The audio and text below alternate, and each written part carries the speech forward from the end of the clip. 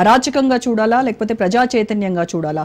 అక్కడ డెమోక్రాట్లు ఉన్న చోటనే ఫెడరల్ బలగాలని మోహరించి మొత్తం అంతా సైన్యం ఆధీనంలోకి తీసుకుని ఈ లా అండ్ ఆర్డర్ ని కంట్రోల్ చేయాలనేటువంటి ప్రయత్నము సక్సెస్ అవుతుందంటారా, లేదంటే ఇది ఇంకా అశాంతిని రేపేటువంటి అవకాశాలు కూడా లేకపోలేదంటారు? అంటే రెండింటి మధ్యన ఉంది. ప్రజల చైతన్యం ఏం చేయాలంటే ఈసారి గెలిపించడం తప్పు. వీళ్ళు అమెరికా ప్రజలు వాళ్ళ కర్మ వాళ్ళు అనుభవిస్తున్నారు అంటున్నారు. నేను స్పష్టంగా చెప్పిన ఆనాడు ట్రంప్ ఎన్నుకుంటే అమెరికా ప్రజలు చేతులా దుర్మార్గమైన పరిపాలన కొని తెచ్చుకుంటారని నేను ఘంటాపథం చెప్పిన. ఇవాళ అమెరికా ప్రజలే ఆయన ఆదరించుకొని జో బైడెన్ పక్కన పెట్టి ఇంకోటి కాకపోతే చేసి ఇవాళ పూర్తిగా వాళ్ళు లింగ వివక్ష కూడా పాటించి ఇప్పుడు లేడీ పోటీ చేసినా కూడా అటు మద్దతు ఇవ్వకుండా పురుషాధిక సమాజంగా మారి వాళ్ళు చేసిన పనికి వాళ్ళు అనుభవించాల్సిందే ఇటువంటి వాళ్ళని ఎన్నుకున్నందుకు. కానీ ఇంకా 3.5 ఏళ్ళు ఉందాం, 1 కాదు 2 కాదు 8 ఏళ్ళు మాత్రమే. జనవరి 20 నుంచి అధికారంలోకి వచ్చారు. రేపు 2029 దాకా అధికారంలో ఉంటారు ఆయన. మరి అటువంటి అప్పుడు వాళ్ళు ఎన్నుకుంది వాళ్ళు కదా. కానీ దీనికి చైతన్యం అంటలేదు. కానీ ఇది గన్ కల్చర్ మరొక నిదర్శనం అంటున్నాడు. గన్ కల్చర్ లో ఎవరు ఇప్పుడు గన్నుకు మనుషులు మానవత్వం ఏముండవు, ఎవరి చేతులు ఉంటే వాళ్ళకి సొంతం.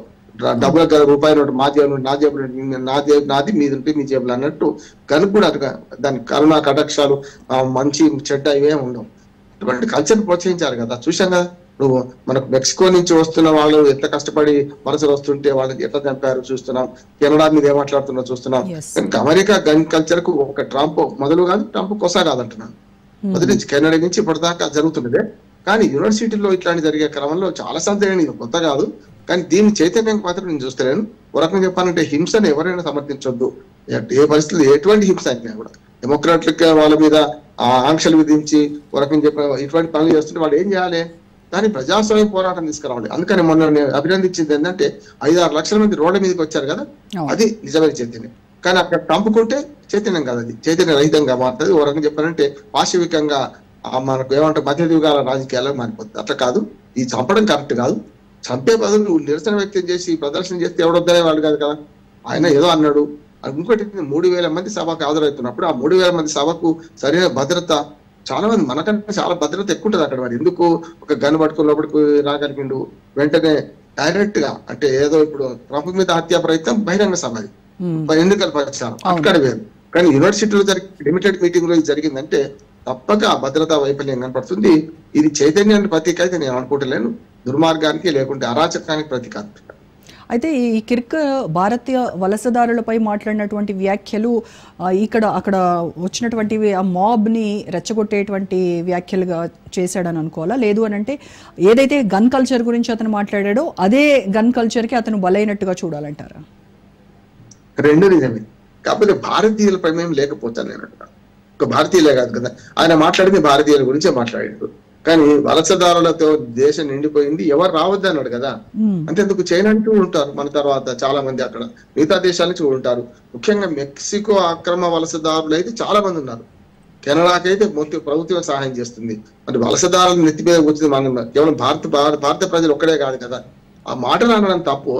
కానీ దీని రెండోది ఏంటంటే ఆయన మాటలు ఒక రకంగా చెప్పాలంటే భారతీయులను గాయపరచచ్చు. కానీ భారతీయులు శాంతియుత పోరాటం చేసే వాళ్ళు కానీ ఇట్లా చంపే వాళ్ళైతే కాదు. చాలా మనం చూస్తే మనకు చాలా మంది భారతీయులు యువత అక్కడ చంపబడ్డారు కదా. చూసాం కదా మనకు $10 కోసం $5 కోసం జేబులో రూపాయలు దొంగతనం చేయడం కోసం కూడా గన్ కల్చర్ ఉన్నవాడు కాల్ చేసి జేబులో డబ్బులు ఎత్తుకుపోయిన వాడు చూసినాం మనం. అంటే అక్కడ గన్ కల్చర్ కి ఒక ఈ తమ భేదం లేదు. $5 $10 సమస్య కూడా లేదు. చాలా వరకు రూపాయి జేబులో లేకుంటే చంపాలి, ఆ జేబులో ఉన్న ఎత్తుకుని పోవాలి. చాలా మంది మన తెలంగాణ, ఆంధ్రప్రదేశ్, తెలంగాణ మన తెలుగు వాళ్ళే కాకుండా దేశంలో చాలా మంది భారతీయ పౌరులు అక్కడికి పోయి అమాయకంగా బలి అయిన సందర్భాలు ఉన్నాయి. అంతేందుకు మీరు అక్కడ కొన్ని ప్రమాదకరమైన ప్రాంతాలు ఉన్నాయి రోజా గారు. ఏది అమెరికాలో అటువంటి ప్రమాదకరమైన ప్రాంతాలంటే ఇట్లాంటి శాంతి భద్రతలు సరిగ్గా ఉండకపోవడం, గన్ కల్చర్ ఎక్కువ ఉన్న ప్రాంతాల్లో అమెరికాలో పనిచేయదు, మన వాళ్ళతో చేయిస్తున్నారు. నాకు బాగా తెలిసిన చాలా మంది మిత్రులు ఆలోచించింది ఏంటంటే కొన్ని ఇటువంటి ప్రాంతాలు సెన్సిటివ్ ప్రాంతాలు ఉంటాయి. అంటే దోపిడీ దొంగతనాలు సాధారణంగా జరిగేది గన్ కల్చర్ ఎక్కువ ఉన్న ప్రాంతాలలో నిజమైన అంటే ఇప్పటిదాకా పాత అమెరికాలో ఎవరైతే పనిచేయడం లేదట మళ్ళాంటి వాళ్ళని బంద్ చేస్తున్నారు. దాంతో ఏమవుతుందంటే రాత్రిపూట డ్యూటీ ముగించుకుని ఇంటికి వచ్చే క్రమంలో పక్క నుంచి రైల్వే స్టేషన్ నుంచి లేకుంటే మన పక్కన బస్ స్టేషన్ పోయే సందర్భంలోనూ గ్యాస్ స్టేషన్లలో సూపర్వైజర్లు పనిచేస్తున్న వాళ్ళు కూడా ఇంటికి వెళ్ళే సందర్భంలో చాలా మంది హత్యకు గురి కాబట్టారు. అంటే అటువంటి సెన్సిటివ్ ప్రాంతాల్లో మన వాళ్ళతో పనిచేయిస్తున్నారు. వాళ్ళ పని మనుషులుగా గ్యాస్ స్టేషన్లు గ్యాస్ మన పెట్రోల్ పోసే వాళ్ళుగా సూపర్వైజర్లు అమ్మేవాళ్ళుగా చేస్తూ వాళ్ళు బలవుతున్నారు అంటున్నాను. కానీ ఇది కేవలం ఈ ఒక్కనాడు మొదలైంది కాదు, ఒక్కనాడు ముగిసేది కాదు, కానీ అస్సలు వ్యక్తికి వచ్చింది. ఇప్పుడు నా ఉద్దేశం ఏంటంటే మీరు అన్నది కరెక్ట్.